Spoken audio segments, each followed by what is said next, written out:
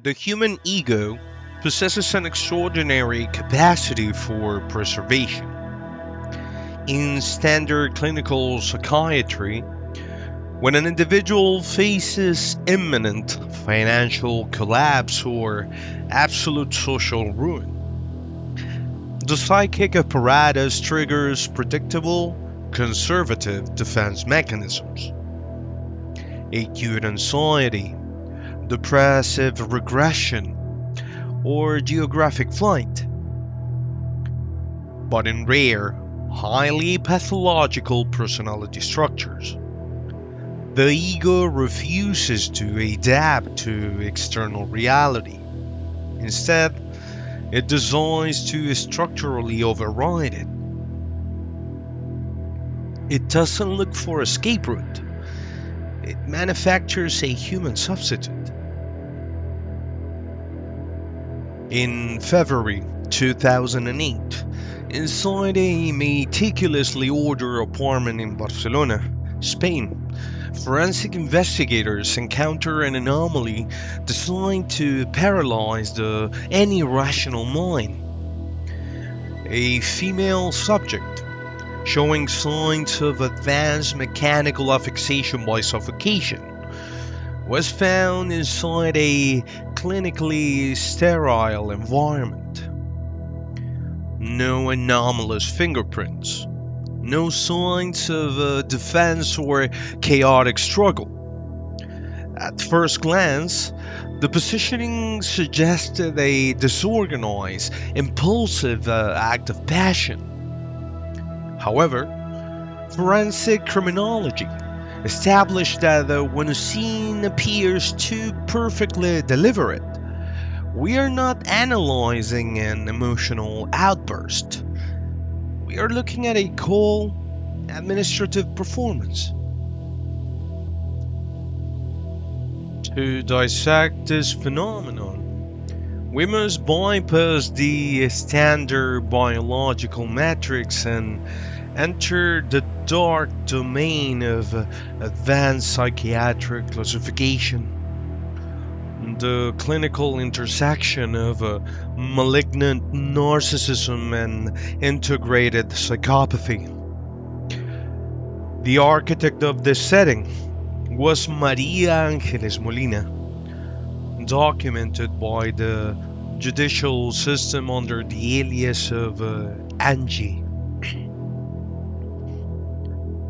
Angie did not present a rupture in her judgment of reality, nor did she experience a cognitive psychotic break.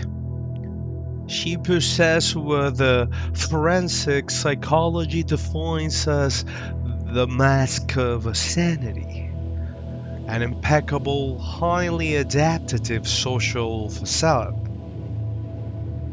For over a decade, she sustained a high-status lifestyle, a fiction of luxury and elite social circles that her verified banking matrix could no longer support. Her response to bankruptcy was not panic. It was a cold, pragmatic operation of identity replication.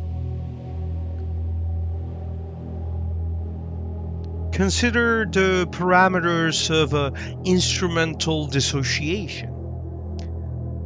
For Angie, her closest personal link, Anna Bias, ceased to exist as a subject of law with an inner life. Through the cold lens of her pathology, Anna was structurally downgraded to a mere financial resource, a variable to be harvested. Over a continuous window of 24 months, Angie executed a flawless duplication of Anna's civil identity. She opened secondary banking lines, for geographic signatures, and secure massive life insurance policies, all under Anna's name, all while sharing daily routines, private coffee, and smiles with the victim every single week. The final phase of the operation reveals a total absence of effective empathy, paired with an alarming capacity for delayed gratification.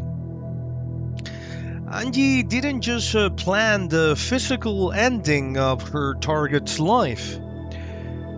She attempted to alter the bureaucratic timeline of reality itself. To ensure the judicial apparatus directed its hypothesis toward an erroneous vector, she spent months orchestrating a false behavioral narrative. Without anyone noticing, she contracted the male sex workers. She actually isolated their biological fluids during these private sessions. Later, with clinical precision, planted those traces at the location to simulate a chaotic external encounter gone wrong. In the history of forensic psychopathology, this level of a highly structured simulation is rare. Her moral compass was not broken. It was entirely replaced by an architecture of pragmatic utility. In her psychic landscape, another human life was not an entity to be recognized. It was an object to be manipulated. She actually did not see a peer. She saw a functional skin she could wear to bypass her own ruin. This archive exposes an unsettling truth. Long after the physical ending of Anna Bai's life, her financial identity remained active, fluid, and generating capital in the European banking system, driven by the cold hand of her simulator. Angie managed to prove that in the modern world, the bureaucratic illusion of life can be far more durable, functional, and profitable than the human heart itself. The financial matrix continued to recognize the existence of a person who no longer existed, proving that the cold, administrative reality of our system can easily surpass any fiction manufactured by Hollywood. María Ángeles Molina, file 005, is now closed. We often think of human willpower as an unbreakable core, a sovereign entity capable of resisting any external pressure through moral conviction. But forensic psychiatry reveals a far more fragile reality. If you systematically alter a subject's environment, control their external parameters, and eliminate their capacity for behavioral escape, the human identity doesn't just bend, it structurally dissolves. In Guanajuato, Mexico, an isolated micro-society operated under a regime of absolute psychological terror, managed by the González Valenzuela sisters, known to criminal history as las Poquianchis. This environment became an accidental, horrific laboratory for radical conditioning. Dozens of young women who were systematically stripped of their autonomy. When this case was finally uncovered, the public asked the standard, actually logical, but in the end superficial question. Why didn't they run away? Why didn't they revel when they outnumbered their captors?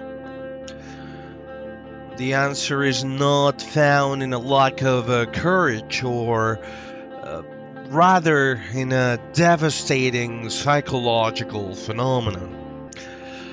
The complete destruction of the will through learned helplessness. First, discovering experimental psychology, learned helplessness occurs when a biological organism is subjected to continuous, unavoidable trauma. In this specific microenvironment, though, the subjects face unpredictable hostility, severe nutritional deprivation, and total geographic isolation from the outside world. When the human mind internalized that no actions, neither total obedience nor active resistance, can alter a destructive outcome, a profound structural shift takes place. The psychological systems responsible for motivation and self-preservation simply shut down. The victim stops looking for choices because the very concept of choice has been clinically erased from their cognitive structure. This is the darkest parameter of psychological abuse. The captors did not just implement the physical constraints. They structurally rewire the cognitive expectations of their victims. They establish a closed loop where survival depended entirely on the absolute passivity. The nervous system adapts to prolonged horror by freezing, transforming active terror into a state of functional protective numbness. To achieve this absolute suspension of the will, the architecture of the environment required one final, devastating variable: the destruction of human solidarity. As social beings, we protect our identity through behavioral mirroring and connection with others.